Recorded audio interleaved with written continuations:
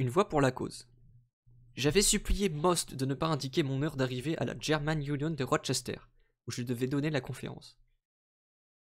Je voulais d'abord retrouver ma sœur bien-aimée, Helena. Je lui avais écrit que je venais, mais sans préciser l'objet de ma visite. Elle m'attendait à la gare, et nous nous jetâmes dans les bras l'une de l'autre, comme si notre séparation avait duré des siècles. J'expliquai à Helena ce que j'allais faire à Rochester. Elle me fixa d'un air ébahi. Comment pourrais-je entreprendre une telle chose, me confronter à un auditoire? J'étais parti depuis seulement 6 mois. Qu'avais-je pu apprendre en si peu de temps? Où en avais-je trouvé le courage? Et surtout, pourquoi Rochester plutôt que n'importe quelle autre ville?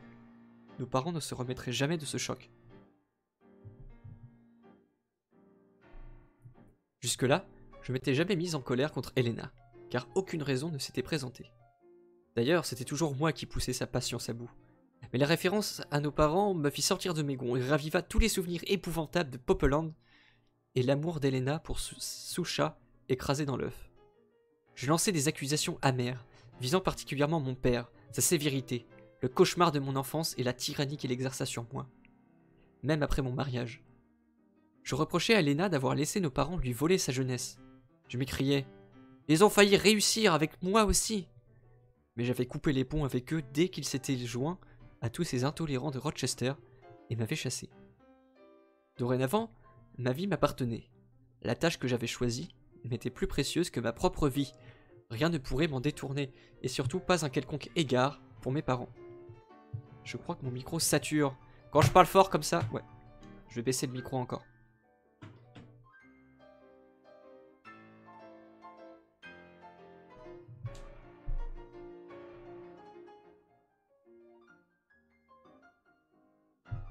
Rien ne pourrait m'en détourner, et surtout pas un quelconque égard pour mes parents. Lisant la souffrance sur le visage de ma sœur adorée, je m'arrêtai net. Je la pris dans mes bras et lui assurai qu'il n'y avait aucune raison de s'inquiéter, que notre famille ne serait pas forcément informée de mes projets. La réunion ne s'adressait qu'à une assemblée d'Allemands et ne ferait l'objet d'aucune publicité. En outre, les Juifs de Saint Joseph Street ne connaissaient rien au milieu des Allemands progressistes, ni à autre chose d'ailleurs, en dehors de leur propre vie terne et insignifiante. Helena se détendit, observant que si je parvenais à m'adresser au public avec la même éloquence qu'avec elle, je ne pouvais que triompher. Le soir suivant, face au public, impossible de me rappeler un seul mot de mes notes. Le vide s'était fait dans mon esprit. Je fermai les yeux un instant, et quelque chose d'étrange se produisit. Tout d'un coup, je vis défiler chaque épisode de mes 3 années de vie à Rochester. L'usine Garson, comme le travail était pénible, ingrat et humiliant, l'échec de mon mariage, le crime de Chicago. Les dernières paroles d'August Spies retentirent à mes oreilles. Notre silence sera plus puissant que les voix que vous étranglez aujourd'hui. J'entamai mon discours. Des mots que je m'entendis prononcer pour la toute première fois surgirent à un rythme toujours plus accéléré. Il arrivait avec une intensité passionnée. Il dépeignait ces hommes héroïques sur la potence, leur vision lumineuse d'une vie idéale riche de bien-être et de beauté, des hommes et des femmes épanouis dans la liberté, des enfants transformés par la joie et l'affection. Le public avait disparu, la salle elle-même s'était évanouie, je n'étais consciente que de mes propres paroles, de mon chant enflammé. Là du coup le micro est pas assez fort. Et la musique non plus.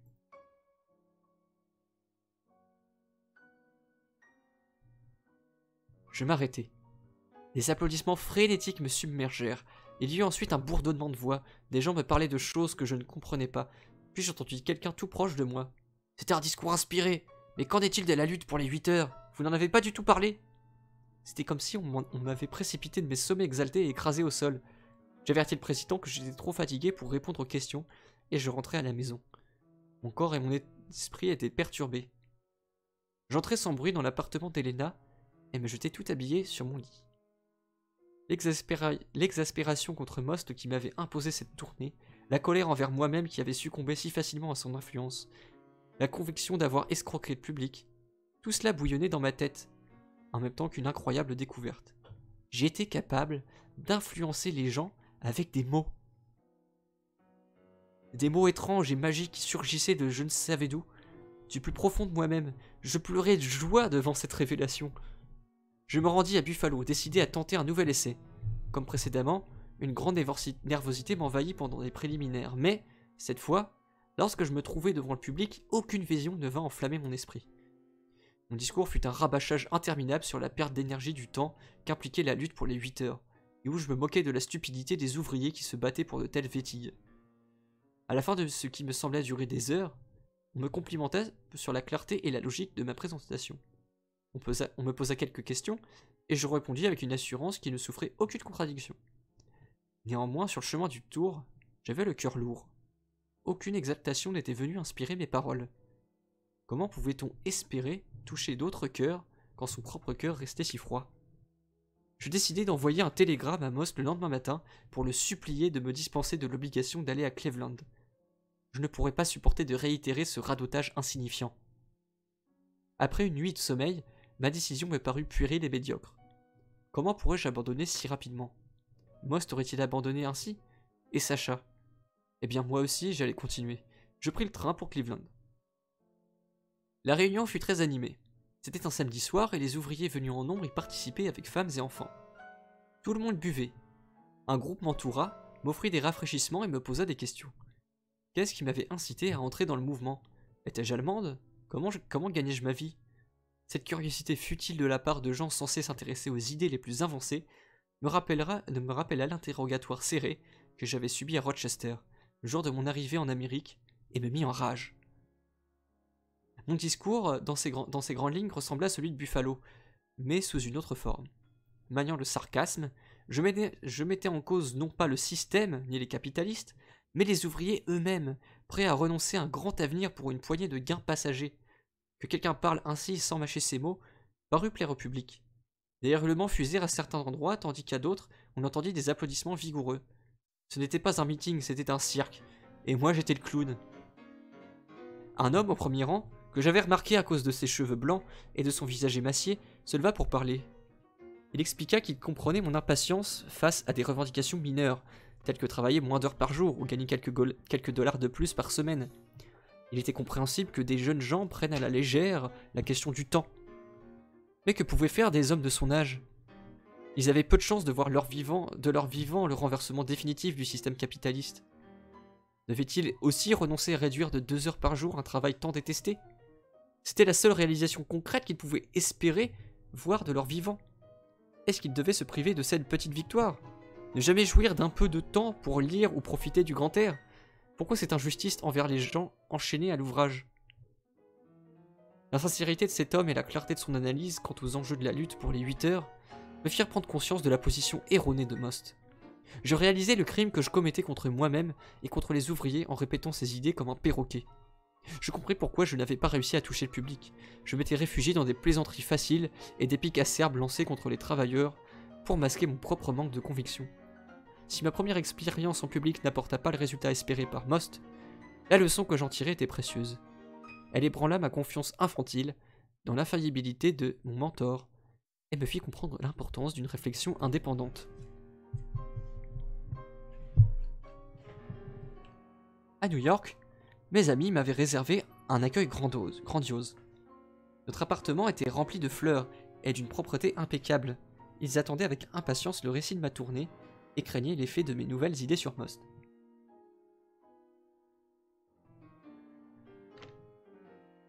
Le lendemain soir, je retournai avec lui au Terrace Garden. Pendant mon absence, il avait rajeuni. Sa barbe, d'habitude hirsute, était bien taillée, et il portait un élégant costume gris tout neuf avec un œillet rouge à la boutonnière. D'humeur joyeuse, il me rejoignit avec un grand bouquet de violettes. Ces 2 semaines lui avaient paru insupportablement longues. Il s'en était voulu de m'avoir permis de partir juste au moment où nos relations devenaient si intimes. Dorénavant, il ne me laisserait plus jamais partir, ou du moins pas toute seule. Je tentai à plusieurs reprises de lui parler de mon voyage, blessé au vif qu'il ne me posa aucune question. Dans son impatience de me transformer en grande oratrice, il m'avait fait partir contre ma volonté. Ne faut-il pas savoir si je m'étais révélé une élève à la hauteur? Bien sûr, répondit-il, mais il avait déjà reçu des comptes rendus de la tournée. À Rochester, j'avais fait preuve d'éloquence. À Buffalo, ma présentation avait réduit au silence tous les opposants. À Cleveland, mon sarcasme mordant avait éreinté les imbéciles. Et concernant mes propres réactions, demandai-je. Ne veux-tu pas que j'en te parle? Oui, mais à un autre moment. À présent, il désirait seulement me sentir proche. Moi, sa blonde Kampf. En allemand dans le texte. Sa petite femme-enfant. La moutarde me monta au nez. Je refusai que l'on me traite comme une simple femelle d'éclairage.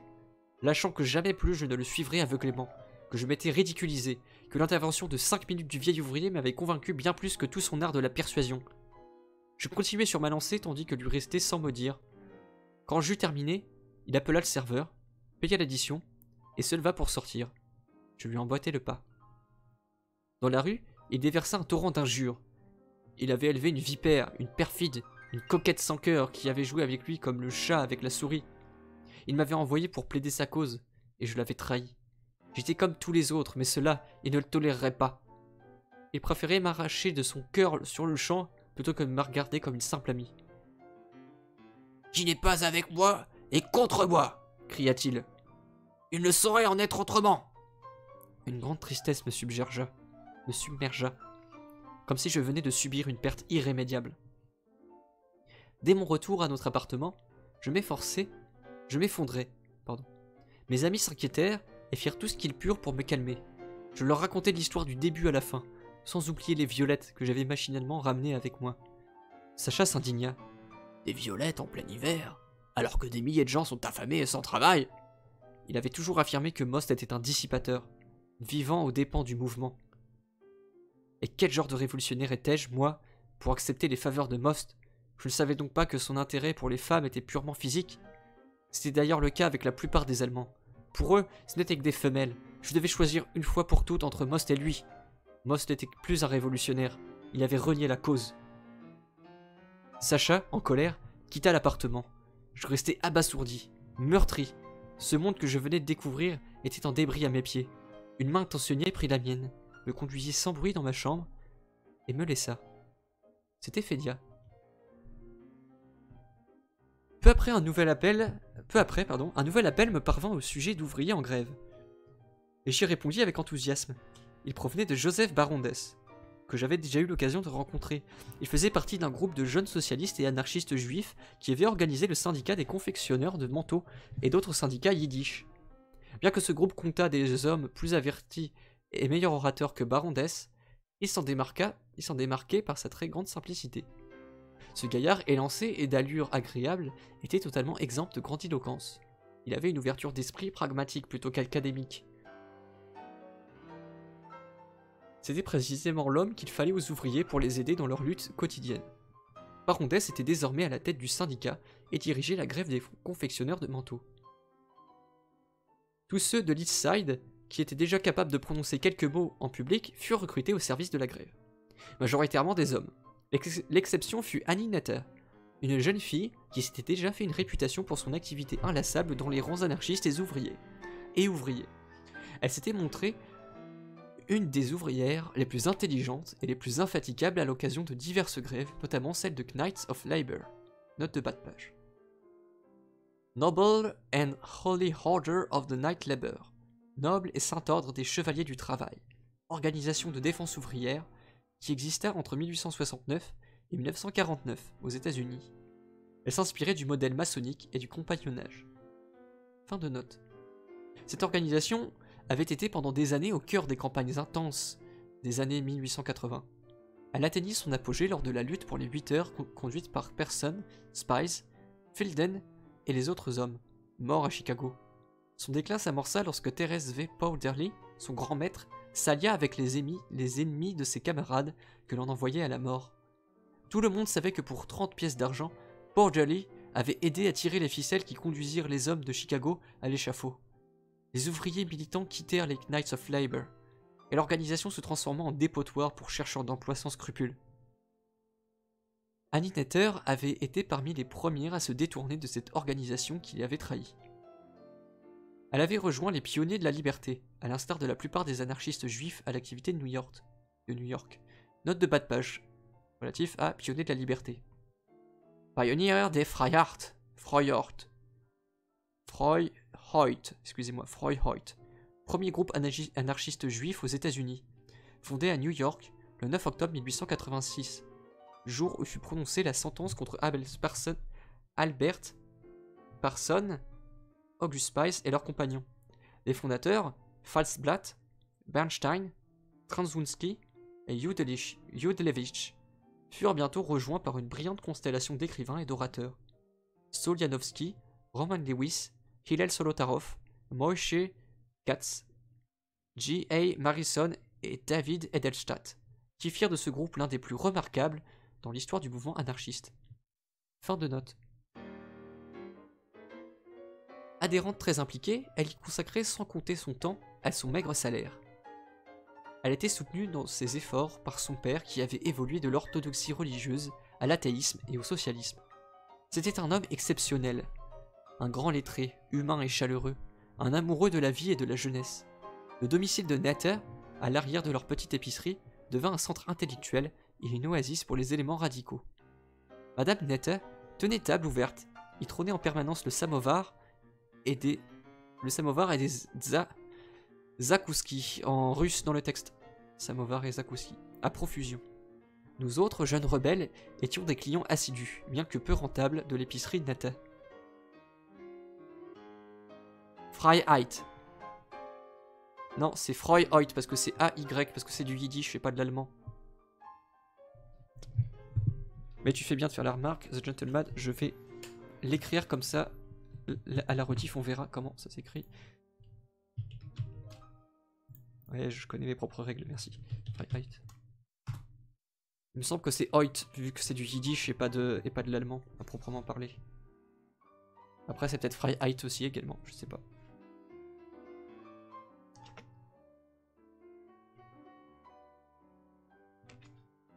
Parce que Freiheit, je l'ai déjà prononcé, c'est le nom du journal de Johann Most et de sa bande.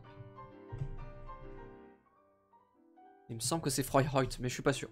S'il y a des gens qui parlent yiddish dans le chat, n'hésitez pas à le dire et à nous éclaircir de vos chandelles. Merci. Je n'avais jamais connu de vrai foyer. Chez les Netter, je savourais l'ambiance heureuse née d'une entente harmonieuse entre des parents et leurs enfants. Les rencontres y étaient toujours extrêmement intéressantes, et notre hôte bienveillant pimentait nos soirées de discussion par des plaisanteries. Au nombre des habitués se trouvaient de jeunes d'une intelligence hors norme, au nom très connu dans le ghetto de New York. Parmi eux, David Edelstadt, d'une nature idéaliste et subtile, un pétrel pensant, dont les chants de révolte étaient appréciés de tous les radicaux de langue yiddish. Il y avait aussi Boff Schauer, connu sous le nom de plume de Basil Dahl, un homme nerveux et impulsif qui possédait des dons poétiques remarquables. Le jeune Michael Cohn, Monsieur Katz, Gersdansky, Louis et d'autres jeunes pleins de talent et de promesses se retrouvaient régulièrement chez les Netter et s'efforçaient tous de faire de ces soirées de véritables festins intellectuels. Enfin, Joseph Barondès y participait souvent, et c'est lui qui m'envoya chercher afin que je contribue à l'effort de grève. Un pétrel pensant. P-E accent aigu, T-R-E-L, pensant.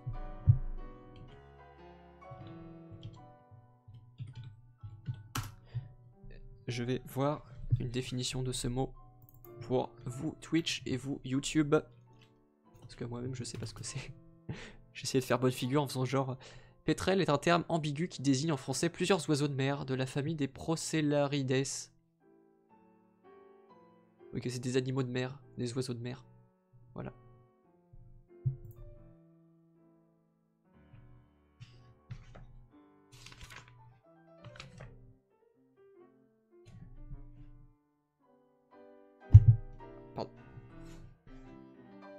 Je m'attelai à la tâche avec toute l'ardeur dont j'étais capable, m'y consacrant entièrement et exclusivement. Ma mission était de convaincre les filles travaillant dans la filière de se joindre à la grève. Pour y arriver, on avait organisé des meetings, des concerts, des petites fêtes, des bals. Lors de tels événements, il était relativement facile de persuader les jeunes ouvrières de la nécessité de faire cause commune avec leurs frères en grève. Je devais intervenir souvent, et je me sentais chaque fois plus à l'aise à la tribune. Ma confiance dans le bien fondé de la grève m'aida à donner plus de force dramatique à mes discours et à parler avec conviction. Grâce à mes efforts, en quelques semaines, des dizaines de filles rejoignirent les rangs des grévistes. Je recommençais à vivre. Au bal, je me montrais l'une des plus gaies et des plus infatigables. Un soir, un garçon, cousin de Sacha, me prit à part. L'air grave, comme s'il s'apprêtait à annoncer la mort d'un proche camarade, il me chuchota qu'il ne essayait pas une agitatrice de danser, et certainement pas avec un tel abandon irresponsable. C'était un comportement indigne pour quelqu'un qui devenait une figure du mouvement anarchiste. Ma frivolité ne pouvait que nuire à la cause. L'ingérence effrontée de ce garçon me mit en colère. Je lui conseillerais de se mêler de ses affaires. J'en avais assez qu'on m'envoie toujours à la cause à la figure. Pour moi, une cause qui représentait un bel idéal, l'anarchisme, la libération et la délivrance de toutes les conventions et de tous les préjugés, ne devait pas revendiquer le rejet de la vie et de la joie. J'affirmais que notre cause ne pouvait prétendre que je prenne le voile et qu'il ne fallait pas convertir les mouvements en cloître. S'il en était ainsi, je n'en voulais pas. Je veux la liberté, le droit pour chacun de s'exprimer, le droit pour tous de jouir de belles choses. C'était ce que l'anarchisme signifiait pour moi, et ce que je voulais vivre envers et contre tout. Le monde entier, les prisons, les persécutions. Oui, même si mes camarades les plus proches devaient les condamner, j'allais vivre mon bel idéal.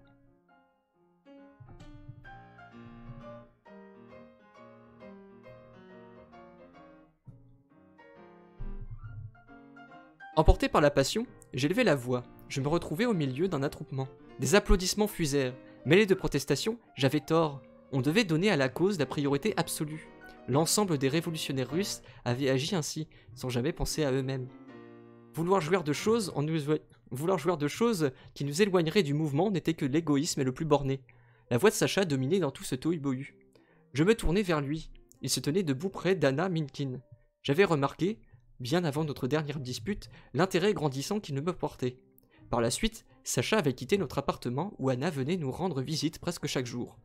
Je n'avais revu ni l'un ni l'autre depuis des semaines.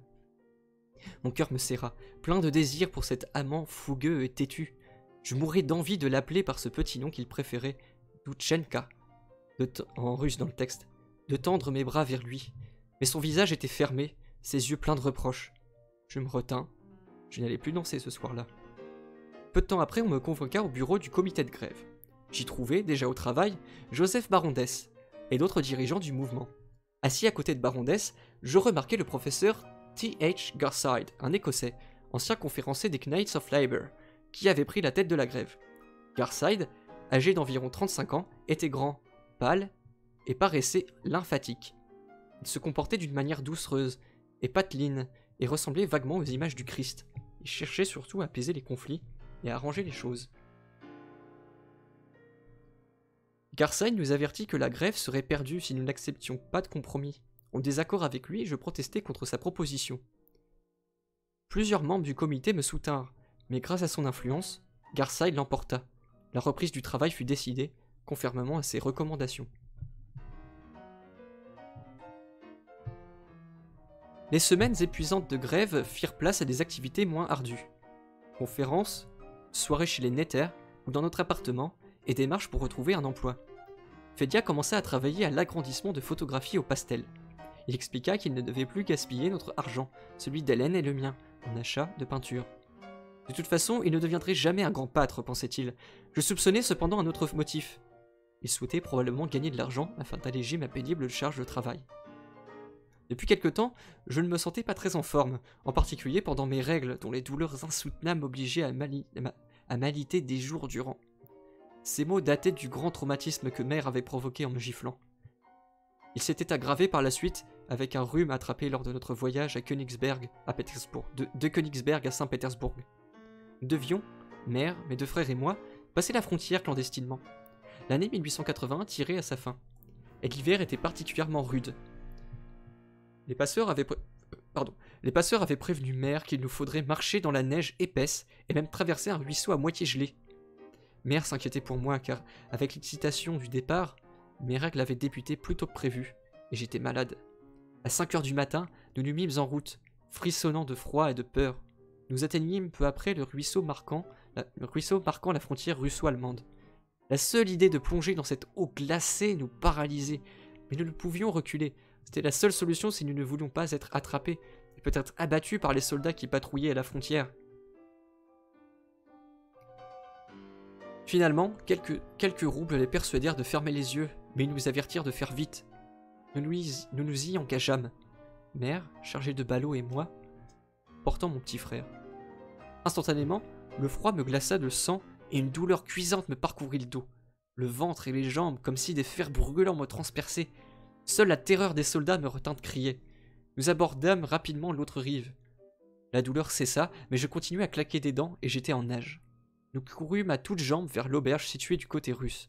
On me servit du thé brûlant au malini, en russe dans le texte, ça veut dire à la framboise, et, enveloppé dans des briques chaudes, on me couvrit d'un grand édredon. Pendant tout le trajet jusqu'à Saint-Pétersbourg, je me sentis fiévreuse, et la douleur dans mon dos et mes jambes me tourmentait horriblement. Je passai les semaines suivantes clouée au lit, et la fragilité de ma colonne vertébrale ne s'atténua que des années plus tard.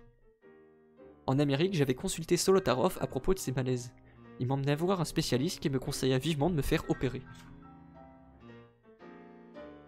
Bonsoir Blade. Il semblait étonné. Comment avais-je pu supporter un tel état aussi longtemps? D'autant plus que le moindre rapport physique aurait dû m'être intolérable. Selon mes amis, ce médecin aurait déclaré qu'à défaut d'opération, je ne serais jamais libéré de la douleur et ne connaîtrais jamais un réel épanouissement sexuel. Solotaroff me demanda si je voulais un jour un enfant. Car si tu te fais opérer, expliqua-t-il, tu pourrais en avoir. Jusqu'à présent, une telle éventualité était exclue en raison de ton état de santé. Un enfant. Aussi loin que je m'en souvienne, j'avais toujours adoré les enfants. Petite fille, je regardais avec des yeux envieux les curieux petits bébés avec lesquels jouait la fille de nos voisins, les habillait et les mettant en lit. On m'avait expliqué qu'il ne s'agissait pas de vrais bébés, mais de poupées. Mais pour moi, elles étaient si belles qu'elles devaient être vivantes. Je n'avais jamais eu de poupée alors que j'en rêvais. Je n'avais que 4 ans à la naissance de mon frère Herman, qui me fit passer l'envie d'avoir des poupées. Et 2 ans plus tard, l'arrivée du petit Laïbal me comblait de joie. Je passais mon temps auprès de lui, le berçais et chantais jusqu'à ce qu'il s'endorme. Une fois, alors qu'il avait près d'1 an, mère le coucha dans mon lit. Elle avait à peine le dos tourné que l'enfant se mit à pleurer. Je me dis qu'il devait avoir faim. Je me rappelais comment mère le mettait au sein. Moi aussi je voulais lui donner le sein. Je le pris dans mes bras et pressai sa petite bouche contre moi, tout en le berçant et chantonnant pour l'encourager à boire. Mais il commença à contraire à s'étouffer. Son visage vira au bleu et sa respiration devint haletante. Mère arriva en courant, en m'intimant d'expliquer ce que j'avais fait au bébé. Ce que je fis. Elle éclata de rire, mais ensuite elle me gronda et me gifla. Je versai des larmes, non pas de douleur, mais parce qu'il n'y avait pas de lait dans mes seins pour Laïbal. Le fait qu'Amalia, notre servante, attendait Ein Kindchen en allemand dans le texte, fut sans doute à l'origine de l'attachement particulier que je ressentais pour elle. C'est vrai, j'adorais les bébés. Et maintenant, je pourrais avoir mon propre enfant et faire l'expérience pour la première fois du mystère et de l'émerveillement de la maternité. Je fermai les yeux, me plongeai dans cette merveilleuse rêverie. Tout à coup, mon corps se serra comme empoigné par une main cruelle, se dessina devant mes yeux de mon enfance épouvantable. Ma soif d'affection que mère avait été incapable de satisfaire, la sévérité avec laquelle père traitait ses enfants, ses accès de violence, les corrections que nous recevions, mes sœurs et moi. 2 souvenirs d'événements particulièrement épouvantables étaient toujours frais dans ma mémoire. Le premier fut le jour où père me fouetta si fort avec une lanière de cuir que mon premier frère Herman, réveillé par mes cris, arriva en courant et le mordit au mollet. Les coups de fouet s'arrêtèrent net. Elena m'emmena dans sa chambre, baigna mon dos contusionné, m'apporta du lait et me serra contre son cœur, ses larmes se mêlant aux miennes. Tandis que père, hurlant au dehors, « Je la tuerai! Je tuerai cette sale gosse! Je lui apprendrai à obéir! » Mais désolé, il y a plein de trigger warning partout. Désolé. Le second événement se passa à Königsberg. Ma famille, ayant tout perdu à Popelin, était trop pauvre pour assurer à Herman et moi une instruction correcte. Le rabbin de la ville, un parent éloigné, promit de trouver une solution, mais il tenait à recevoir un rapport mensuel de notre comportement et nos progrès à l'école. Je détestais ce que je prenais pour une humiliation et qui m'indignait, mais j'étais obligé de lui amener mon rapport. Un jour, j'obtins une mauvaise note de conduite. J'arrivai à la maison tremblante de peur, incapable d'affronter père. Je montrai la feuille à ma mère. Elle commença à pleurer, me disant que je serais leur ruine, que j'étais une enfant ingrate et entêtée, et qu'elle allait devoir soumettre la feuille à mon père. Cependant, et même si je ne le méritais pas, elle plaiderait pour moi. Je m'éloignais le cœur lourd de la baie vitrée, je contemplais les champs au loin. Les enfants qui y jouaient me paraissaient appartenir à un autre monde. Les yeux n'avaient pour ainsi dire jamais fait partie de ma vie. Les jeux, pardon, n'avaient jamais fait partie de ma vie. Une étrange pensée me vint à l'esprit. Ne serait-ce pas formidable si je contractais une maladie extrêmement grave? À coup sûr, père s'attendrirait, lui que je n'avais jamais vu exprimer de la tendresse, si ce n'était à l'occasion de ses réjouissances de Sukkot, fête célébrée à l'automne, en allemand dans le texte Sukkot. Père ne buvait jamais, sauf exceptionnellement, un petit peu, lors de certaines fêtes juives, et particulièrement ce jour-là. Il devenait alors d'humeur joviale, rassemblait ses enfants autour de lui, et nous promettait de nouveaux vêtements et jouets. C'était le seul instant de joie dans nos vies. Nous l'attendions toujours avec impatience, mais il n'arrivait malheureusement qu'une fois par an. Même dans mes souvenirs les plus lointains, je l'entendais dire qu'il n'avait jamais voulu de moi. Il avait désiré un garçon, et la marchande de cochons l'avait escroqué.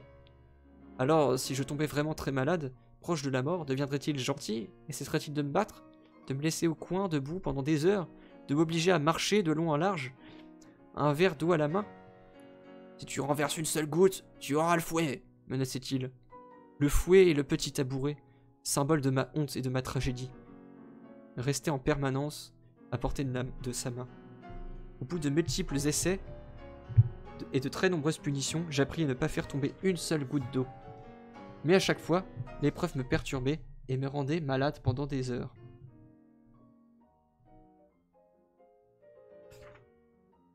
Mon père, bel homme, avait fière allure et était plein de vitalité. Je l'aimais en même temps que j'avais peur de lui. Je voulais qu'il m'aime aussi, mais je ne sus jamais comment toucher son cœur. Sa sévérité ne fit que me rendre encore plus récalcitrante. Pourquoi était-il si dur, songeai-je, tout en regardant par la baie vitrée, perdu dans mes pensées. Soudain, j'éprouvais une douleur atroce à la tête, comme si j'avais reçu un coup de barre de fer. C'était le poing de père qui venait de fracasser le peigne rond avec lequel j'attachais mes cheveux indisciplinés. Il me roua de coups et me secoua, fou de rage. « Tu es ma honte, et tu le resteras toujours. Tu ne peux pas être un de mes enfants. Tu ne ressembles ni à moi, ni à ta mère. Tu ne te conduis pas comme nous. » Ma sœur Helena lutta contre lui pour tenter de me sauver. Elle essaya de m'arracher à ses griffes, et ce faisant reçut elle-même des coups de poing qui m'étaient destinés. Finalement, père commençait à s'épuiser, fut pris de vertige, et s'écroula de tout son long. Helena cria à mère que père s'était évanoui. Elle m'emmena en toute hâte dans sa chambre et ferma la porte à clé. L'amour et l'espoir que mon père avait suscité en moi se muèrent en haine. Par la suite, je l'évitai et cessai de lui adresser la parole, sauf pour répondre à une question. Je faisais machinalement ce qu'on me disait de faire. Le fossé entre nous s'élargit avec les années.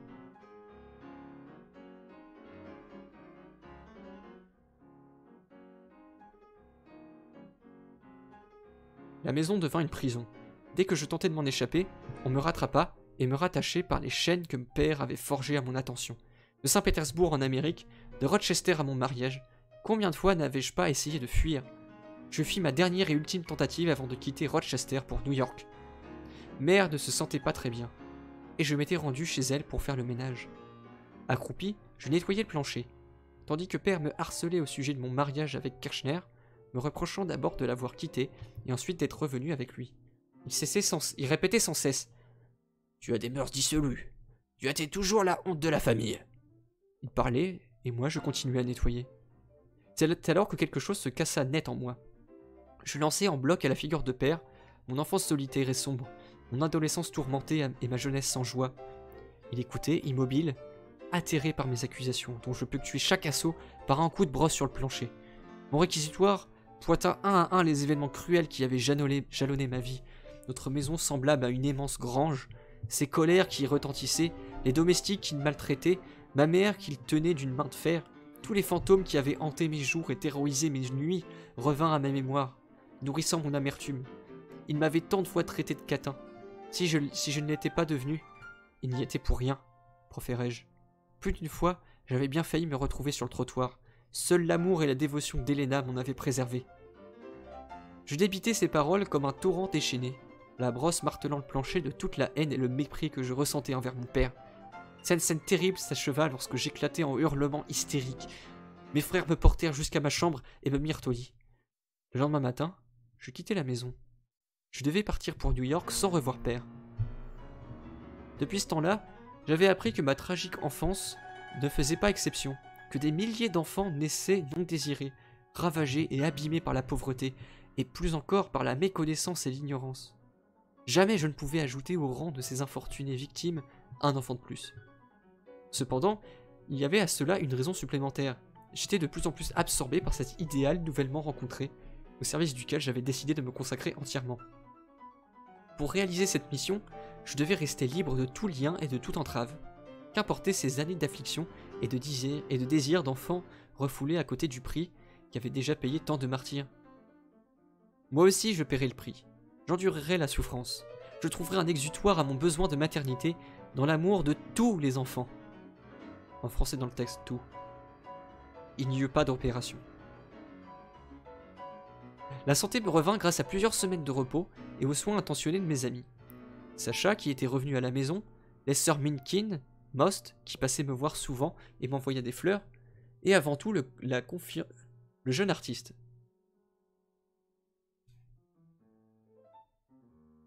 Je me relevai de mon lit de malade, ayant retrouvé enfin confiance dans mes propres forces. Je me sentais dorénavant capable, comme Sacha l'était, de surmonter toutes les difficultés et d'affronter toutes les épreuves afin de poursuivre mon idéal. N'avais-je pas triomphé du plus primitif et du plus puissant désir d'une femme? Celui d'un enfant. C'est au cours de ces semaines que Fédia et moi devînmes amants. J'avais progressivement compris que mes sentiments pour lui n'influaient pas sur mon amour pour Sacha. Chacun réveillait en moi des émotions différentes, me transportait dans des mondes distincts. Ces sentiments n'engendraient aucun conflit, mais contribuaient au contraire à un plus grand épanouissement. Je révélai à Sacha mon amour pour Fédia. La grandeur et la beauté de sa réponse dépassèrent mon attente. Je crois en ta liberté d'aimer. Il connaissait ses tendances progressives et les méprisait. Il connaissait ses tendances possessives et les méprisait, comme tout ce qu'il avait hérité de ses origines bourgeoises, en français dans le texte. Si Fédia n'avait pas été son ami, il l'aurait peut-être jalousé, conscient que son tempérament recelait une forte propension à la jalousie. Certes, Fédia était son ami, mais il était aussi et surtout un camarade dans la lutte. Quant à moi, je n'étais pas simplement une femme pour lui. Il m'aimait intensément, mais c'était la révolutionnaire et la combattante qui comptaient le plus à ses yeux. Quand, ce jour-là, notre ami artiste revint à la maison, les deux garçons s'étreignirent. Nous parlâmes jusque tard dans la nuit de nos activités futures. Avant de nous quitter, nous fîmes le pacte de nous dévouer à la cause par un acte suprême, et si nécessaire de mourir ensemble, et de continuer à vivre et à œuvrer pour cet idéal, auquel peut-être l'un d'entre nous allait devoir sacrifier jusqu'à sa vie. Les jours et les semaines suivants s'éclairèrent de la splendeur de cette nouvelle lumière qui nous habitait. Nous devînmes plus patients et plus compréhensifs les uns envers les autres.